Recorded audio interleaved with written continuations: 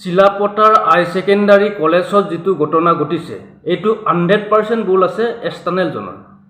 ছোৱালীজনীৰ ভুল নাই, ষ্টুডেণ্টৰ ভুল নাই, কিন্তু 100% এক্সটাৰ্নেলজনৰ ভুল আছে। ইমান দিনে ক'ত লুকাই আছিলে, ইমান ঘণ্টা ক'ত লুকাই আছিলে? এঘণ্টা নোযোৱাৰ আগত নকল কৰে বা নকল কৰাত ধৰা পৰে, তেতিয়াহ'লে এক্সপেল কৰিলেও কোনো প্ৰয়োজন নাই।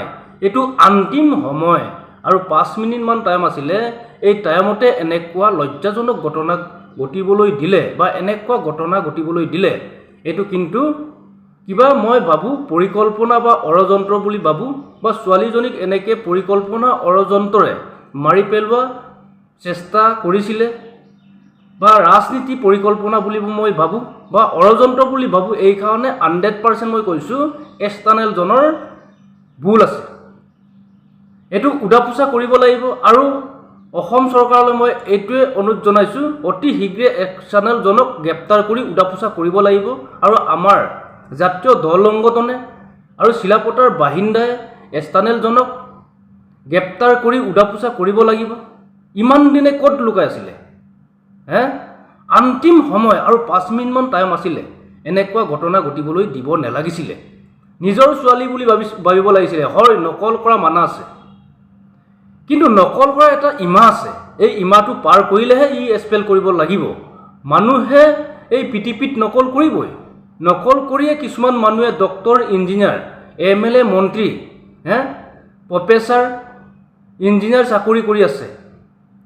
ক'তবাই 10% মানুহে নকৰে, 90% মানুহে নকল কৰিয়ে চাকৰি কৰি আছে। মানুহ মাত্ৰে ভুল থাকে। হয়, ঠিক আছে, প্ৰথমত ৱাৰ্ণিং দিব লাগিব, W দিব লাগিব, তাৰপিছতে এক্সপেল কৰিব লাগিব। সি কিন্তু W দিলে, বহীটোকো লৈ গ'ল। বহী লৈ যোৱা মানে এক্সপেল কৰা। সি ৱাৰ্ণিং নিদিলে, ডাইৰেক্ট কি বুলি ক'লে W দিয়াৰ পিছত বহীটোক লৈ গ'ল। বহীটোক কেলৈ লৈ যাব লাগে এই প্ৰশ্ন উঠিছে। বহীটোকতো কিন্তু লৈ যাব নালাগিছিলে। ছোৱালীজনীৰ বহীটোক লৈ যাব নালাগিছিলে। W দিলে ঠিকেই আছে, কৰা কৰ্ম কৰিলে ঠিকেই আছে, কিন্তু W দিয়াৰ পিছতো ছোৱালীজনীৰ বহীটোক কেলৈ লৈ যাব লাগে এই প্ৰশ্নটো আহিছে। ছোৱালীজনীৰ বহীটোক লৈ যোৱা তাৰ অধিকাৰ নাছিলে, কাৰণ এক্সপেল কৰিলে। এইকাৰণে তাৰ বহীটোক লৈ গ'ল, ছোৱালীজনীৰ বহীটোক। এইটোৱে আমাৰ দুখ আৰু বেদনা। কাৰণ মানুহে দায়বদ্ধতা আছে বুলিহে ইমান ষ্ট্ৰিক্টলি দৌৰিব নালাগে। চুৰটো কৰা নাই, নকলে কৰিছে। ইমান অলপমান ভাবি চাব লাগে মানুহৰ জীৱন।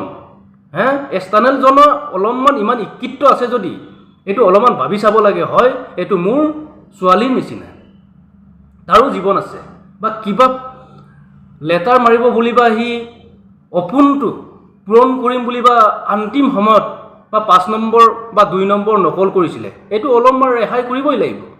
এই অপোনটোকো পূৰণ কৰিবলৈ নিদিলে। এইটো মানুহ নহয়, এইটো শিক্ষিত নামত কলংক। এইটো গৌৰৱ দেখুৱাই লাভ নাই। এইটো গ্ৰেপ্তাৰ কৰিব লাগিব।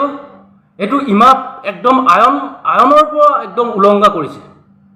ঠিক আছে, মাজত যেনেকৈ এঘণ্টা নোযোৱাৰ আগত নকল উলিয়াই বা 2 ঘণ্টা নোযোৱাৰ আগত নকল উলিয়াই, তেতিয়াহ'লে এক্সপেল কৰিলেও আমাৰ কোনো আপত্তি নাই। এইটো একদম উলংঘ কৰিছে, একদম নিজৰ ক্ষমতাৰে, অভিজ্ঞতাৰে একদম আইনটো উলংঘা কৰি এই ছোৱালীজনীৰ জীৱনটো ষড়যন্ত্ৰ পৰিকল্পনা কৰি ৰচি পিনি মাৰ্ডাৰ কৰিব বিচাৰিছিলে বা জীৱনটো ধ্বংস কৰিব বিচাৰিছিলে। এইটো উদাপোচা কৰিব লাগিব। ইমান দিনে নকলটো কেলৈ ধৰা নাছিলে? অন্তিম সময় আৰু 5 মিনিটমান টাইম আছিলে। এই টাইমতে নকলটো কেলৈ ধৰিব লাগে? 100% মই কৈছোঁ এক্সটাৰ্নেলজনৰ ভুল আছে। এইটো চিলাপথাৰ বাসিন্দাই ধৰিব লাগিব, উদাপোচা কৰিব লাগিব। আৰু মই অসম চৰকাৰলৈ এইটোৱে অনুৰোধ জনাইছোঁ, তাক চাকৰিৰ পৰা নিলম্বন কৰিব লাগে আৰু উদাপোচা কৰিব লাগিব। তাৰ কিবা পৰিকল্পনা আছে নেকি? ৰাজনীতি কৰিছিলে নেকি? এইটো উদাপোচা কৰিব লাগিব। এতিয়া ছোৱালীজনীৰো সংকটজনক অৱস্থা। এই ঘটনাটো ঘটিবই, কেলৈ ঘটিবলৈ দিব লাগে অলপমান জানিব লাগিব। এইকাৰণে মই কৈছোঁ নেক্সট টাইমৰ পৰা পাব্লিক ইডানটোৱে চূড়ান্ত হ'ব। নাই, এক্সটাৰ্নেল একো কাম, এই ভগৱান নহয়, এইটো শিক্ষিত নহয়।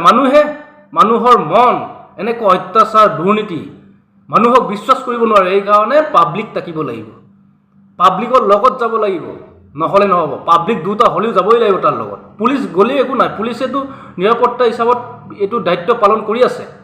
কিন্তু এক্সটাৰ্নেলে এতিয়া মানুহে টাৰ্গেট কৰি ল'ব, এইজনীক উলিয়াবই লাগিব, এইজন ল'ৰাক উলিয়াবই লাগিব। কিন্তু CC কেমেৰা ফুটেজত আজিকালি উলিয়াব লাগিব, এইজন ছোৱালী কৰিছিলে, হয় 3বাৰ মই ধৰিছোঁ, ৱাৰ্ণিং দিছোঁ, W দিছোঁ, হ'লেও এই কথা মনা নাই, এইকাৰণে এক্সপেল কৰিছোঁ। তেনেকৈ ফুটেজটো উলিয়াব লাগিব, নহ'লে এইকাৰণে নেক্সট টাইমৰ পৰা পাব্লিকৰ ইদান্তই চূড়ান্ত হ'ব, দুটা আকিবাদী হিচাপত লৈ যাব লাগিব, এক্সটাৰ্নেলো কোনো কাম নাই। এইকাৰণে মই অনুৰোধ জনাইছোঁ অসম চৰকাৰলৈ আৰু আমাৰ জাতীয় দল সংগঠনলৈ আৰু আমাৰ চিলাপথাৰ বাসিন্দালৈ, এই এক্সটাৰ্নেলজনক ধৰি চাকৰিৰ পৰা বহিষ্কাৰ কৰিব লাগিব আৰু উধাপোচা কৰক বুলি মই অনুৰোধ জনাইছোঁ আৰু বিনম্ৰ অনুৰোধ জনাইছোঁ। Thank U.